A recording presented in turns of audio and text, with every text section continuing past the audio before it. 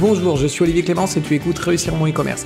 Réussir mon e-commerce, c'est un podcast qui a pour mission d'aider les nouveaux e-commerçants et ceux qui sont déjà lancés à créer une entreprise rentable et bienveillante. Parce que je suis convaincu que ce sont les entreprises, quelle que soit leur taille, qui ont le pouvoir d'améliorer le monde dans lequel nous vivons. Dans ce podcast, je te partage des conseils, des astuces, des idées et des retours d'expérience pour t'aider à développer ton entreprise de manière respectueuse et élégante. Allez, c'est parti pour un nouvel épisode. Salut, j'espère que tu vas bien. Aujourd'hui, le sujet du jour, tu l'as lu dans le titre de ce podcast, c'est pourquoi j'ai arrêté de vouloir avoir la plus grosse.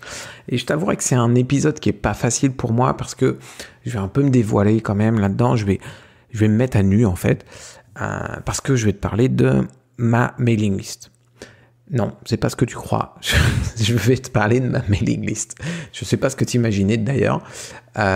Aujourd'hui, je vais t'expliquer pourquoi je ne veux plus avoir la plus grosse mailing list possible. Parce que c'était un de mes objectifs pendant un certain temps.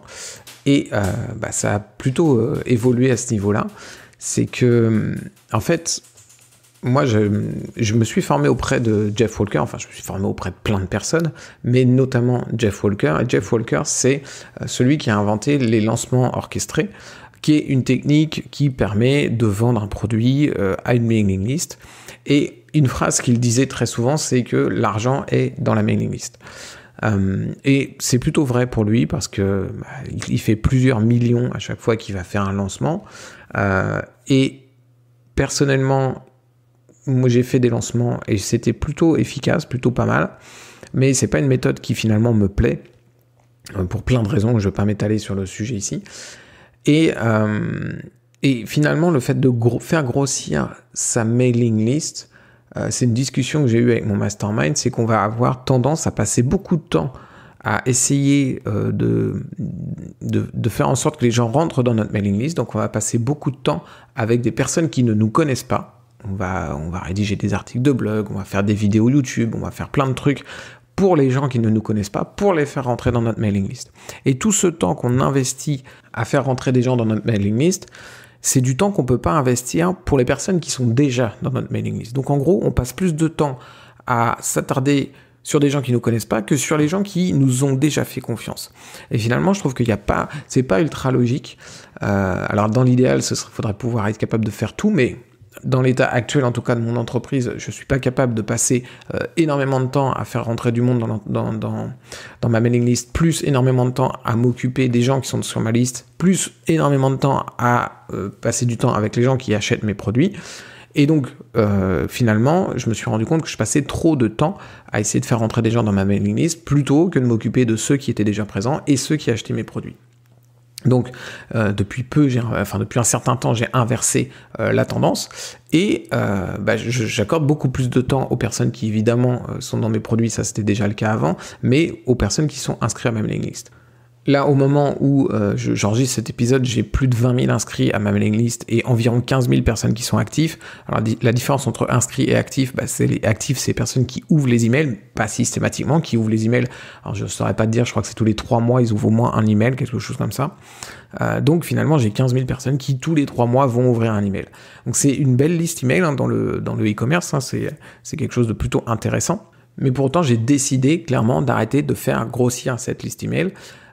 Et même, je l'ai réduit en fait. Bon, déjà, j'ai fait un nettoyage, mais ça, c'est des choses que je faisais déjà très régulièrement.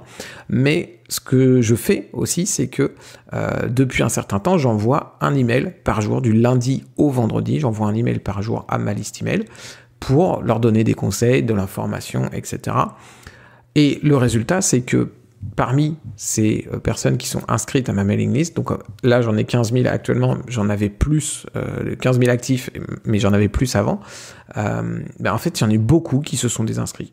Et c'est normal parce qu'ils ne voulaient pas recevoir autant d'emails, ils ne voulaient pas recevoir un mail par jour. Et c'est pas du tout dérangeant pour moi finalement qu'ils se désinscrivent, et je suis même heureux qu'ils se désinscrivent parce que les personnes que je veux dans ma liste email au final, ce sont des personnes qui ont envie de recevoir un mail par jour de ma part, qui ont envie de lire mes conseils très régulièrement et qui veulent au final, c'est un rendez-vous pour eux. Que tous les jours, ils se disent, tiens, voilà le mail d'Olivier, qu'est-ce qu'il me raconte aujourd'hui Olivier, de quoi il va me parler, c'est quoi le conseil qu'il va me donner. etc., etc. Et c'est ce que je veux avec cette liste email. Et donc c'est complètement ok. J'ai perdu plusieurs milliers d'inscrits à ma liste email, de plusieurs milliers d'actifs. J'en ai perdu, je ne sais plus combien, mais plusieurs milliers qui se sont désinscrits quand j'ai commencé à faire du mail quotidien, du lundi au vendredi. Et c'est complètement normal et c'est complètement ok pour moi.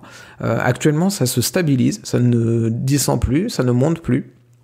Évidemment, j'ai toujours des personnes qui s'inscrivent. Les systèmes pour s'inscrire à ma liste email sont toujours actifs, même si j'en fais pas de nouveaux, même si je fais pas de nouvelles actions pour augmenter ces inscriptions. J'ai toujours ce qui est déjà en place, donc j'ai toujours des inscrits tous les jours qui viennent sur ma liste email.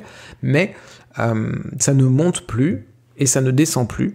Et donc on arrive à un stade où justement, finalement dans ma liste email, il y a de plus en plus de personnes qui sont là pour recevoir mes conseils tous les jours. Pourquoi je fais ça ? Pourquoi est-ce que j'ai envie que dans ma liste email, ce ne soit que des personnes qui veulent recevoir mon mail tous les jours, qui attendent ce mail, que ce soit un rendez-vous quotidien pour eux ? Bien parce qu'en fait, si ces personnes lisent mes conseils tous les jours, si on a cette relation quotidienne entre nous, eh bien, ce sont des personnes qui auront envie de faire des actions avec moi, de participer à des événements que je vais organiser, d'acheter mes produits. C'est des personnes que j'aurais pas besoin de convaincre quand il s'agira d'acheter mes produits en fait. Parce que si j'ai une relation quotidienne avec eux, elles auront confiance en moi. Et du coup, quand je vais leur parler d'un produit, elles auront envie de l'acheter sans que j'ai besoin de faire tout un argumentaire de vente énorme, de les convaincre dans tous les sens, etc. Bien sûr, il faudra que je parle de l'avantage de mes produits, bien sûr, il faudra que je fasse quelque chose de convaincant quand même, mais c'est pas une personne que j'ai jamais vue, que je croise dans la rue et en gros, je lui dis voilà, faut que tu achètes mon produit, elle me connaît pas. Et il faut que je sois ultra convaincant et qu'elle prenne un risque énorme à acheter son produit chez moi. Alors que si finalement, c'est une personne que je vois tous les jours, avec qui je discute tous les jours, eh bien à un moment donné, quand je vais lui parler d'un produit, elle aura confiance et j'aurai pas besoin de lui faire un argumentaire de malade pour essayer de lui vendre ce produit. Donc, c'est vraiment ça mon objectif derrière ce travail que je fais de relation que je vais avoir avec ma mailing list. C'est au final de n'avoir que des personnes qui ont envie d'avoir mes infos et qui ont envie finalement d'acheter mes produits parce que ce sont les miens. Et ça m'a rappelé en fait que quand j'ai décidé d'enregistrer ce podcast pour toi, ça m'a rappelé en fait cette idée du concept des 1000 fans, des 1000 vrais fans de Kevin Kelly. Kevin Kelly, c'est le fondateur du magazine Wired. Et en fait, il explique que on n'a pas besoin d'une très grosse audience pour gagner sa vie sur Internet. On a juste besoin de 1000 vrais fans. 1000 vrais fans qui vont dépenser 100 € tous les ans. Si on a 1000 vrais fans qui dépensent 100 € tous les ans, on a 100 000 € à la fin de l'année. Alors, si tu es en e-commerce, peut-être que 100 000 € c'est pas suffisant pour toi. Ça dépend de tes marges. Mais 100 € pour un fan, c'est pas énorme. Et pourquoi est-ce que ce concept, c'est un concept qui pouvait pas fonctionner avant? Le concept des 1000 vrais fans, ça n'existait pas avant Internet. Pourquoi ? Parce que pour avoir 1000 personnes qui sont vraiment fans de toi, comme tu avais toujours une zone de chalandise avec ton magasin, une zone sur laquelle tu allais toucher, un magasin physique, je veux dire, eh bien, c'était très difficile d'avoir 1000 vrais fans. Maintenant, sur Internet, tu peux toucher toute la planète. Et donc, c'est entre guillemets facile d'avoir 1000 vrais fans, 1000 personnes qui ont envie de dépenser 100 € chez toi dans l'année. Et donc, d'avoir 100 000 € grâce à ces 1000 vrais fans. Mais 100 € pour un fan, c'est pas énorme.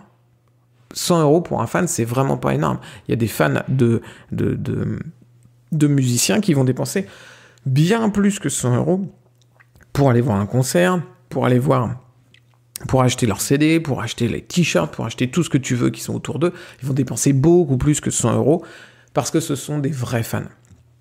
Et si tu mets ce concept de 1000 vrais fans sur ton business, tu peux monter cette valeur de 100 € à beaucoup plus que ça. Moi, j'ai fait un petit travail à la fin de l'été, quand je suis revenu de mes vacances. Je ne sais plus, il faudrait que je te redise le bouquin, parce que ce bouquin est absolument génial, il faudrait que je te fasse même un épisode dessus, mais en gros, il donnait des conseils sur des chiffres à aller regarder dans son entreprise pour prendre des décisions, etc. Et parmi les choses qu'il demandait de regarder, il y avait de regarder les meilleurs clients. Et c'est vrai que c'est quelque chose que j'avais pas fait depuis longtemps, je suis allé retourner le voir. Et je me suis rendu compte que j'avais pas mes 1000 vrais fans, j'en suis encore loin, mais j'avais quand même des fans dans mes clients qui sont prêts à dépenser pas mal d'argent chez moi. Alors, j'ai des personnes qui vont dépenser plus de 4 000 euros chez moi, mais pour moi, ce ne sont pas des fans, ces personnes-là, parce qu'en fait, c'est des personnes qui vont acheter un seul programme. C'est mon programme premium qui coûte plus de 4 000 euros. Et du coup, c'est des personnes que j'ai convaincues, etc. C'est ce que je te disais tout à l'heure, des personnes avec qui j'ai fait tout mon argumentaire, je les ai convaincues, etc. Des personnes qui ont les moyens de sortir 4 000 euros aussi. Voilà. Et elles ont dépensé plus de 4 000 euros. Donc celles-là, je les ai exclues. Elles dépensent de l'argent. Elles sont évidemment très rentables pour moi, mais ce ne sont pas des vrais fans. Ce sont juste des personnes que j'ai réussi à convaincre de prendre mon programme premium. Par contre, j'ai des vrais fans dans mon audience parce que si je regarde certaines personnes, j'ai des personnes qui ont acheté tous mes modules. Elles ont acheté l'intégralité de mes modules. Alors, pour l'instant, j'ai encore peu de modules, mais on est en train de travailler sur le sujet. On est en train de développer plein de modules avec mon équipe. Mais si tu achètes tous mes modules, ça fait plus de 500 euros. Donc j'ai des personnes qui ont dépensé plus de 500 euros chez moi en achetant que mes modules qui sont mes petits produits. J'ai d'autres personnes qui ont acheté tous mes modules plus toutes mes formations. Donc c'est des personnes qui ont dépensé plus de 1 000 euros. Et j'exclus une de mes formations qui elle coûte plus de 1 000 euros, mais qui ont acheté tous mes modules et toutes mes petites formations si tu préfères. Donc ça fait des personnes qui ont dépensé plus de 1 000 euros chez moi. Et enfin, j'ai des personnes qui ont acheté toutes mes petites formations, tous mes modules, plus mon programme premium. Donc, c'est des personnes qui ont dépensé entre 6 et 7 000 euros chez moi pour travailler avec moi. Donc, en gros, à chaque fois que je sors quelque chose, elles achètent le produit. Et finalement, c'était assez dingue de se rendre compte de ça, c'est que je n'avais pas conscience qu'il y avait des personnes qui avaient envie d'acheter l'intégralité de mes produits. Et si tu reprends cette histoire de 1000 fans, par rapport à ce chiffre, ce dernier chiffre que je t'ai donné, des personnes qui dépensent 6 à 7 000 euros, si tu en prends 1000 comme ça, tu fais 6 millions d'euros à l'année. Donc je ne dis pas que ce concept des 1000 fans, c'est la solution à n'importe quel business, je ne dis pas que c'est la meilleure solution qui existe. Le concept de Jeff Walker avec des lancements orchestrés sur des grosses listes email fonctionne aussi, mais pour moi, c'est un concept que je préfère, le concept des 1000 fans, parce que je trouve que passer du temps avec les gens qui achètent mes produits, passer du temps avec les gens qui me suivent régulièrement, je trouve ça plus sympa, plus logique que de passer du temps à remplir une liste email. Donc moi, c'est un concept qui me plaît beaucoup plus. Et si tu veux, essayer d'utiliser ce concept des 1000 fans, il faut que tu réfléchisses à comment est-ce que tu peux communiquer régulièrement avec eux, comment est-ce que tu peux faire un rendez-vous très régulier avec eux. Ça peut être très bien une liste email comme moi je fais, mais ça peut être un podcast aussi, comme tu as là. Le podcast fait partie de ma stratégie justement pour cette stratégie des 1000 fans. Ça peut être des lives que tu fais, ça peut être des vidéos, ça peut être tout un tas de choses en fait que tu vas faire. Ça peut être du physique, des rencontres physiques très régulières ou régulièrement. Ça peut être tout un tas de choses que tu vas faire qui vont faire que les gens vont être en contact avec toi, que tu vas pouvoir leur montrer ton expertise, ta valeur, qu'ils vont pouvoir t'apprécier et au fur et à mesure de devenir fan de toi. Ça demande aussi d'avoir un catalogue de produits parce que si tu n'as qu'un produit à vendre à 50 euros, même si les personnes sont ultra fans, elles n'ont rien à acheter chez toi. Donc, il faut que tu aies un catalogue de produits assez intéressant. Je t'en reparlerai sûrement dans un autre épisode. Tu verras que ça peut être bien d'avoir plein de produits, mais pas que des produits à bas prix. Tu vois, toute une gamme de produits qui vont permettre de monter en gamme auprès de tes clients.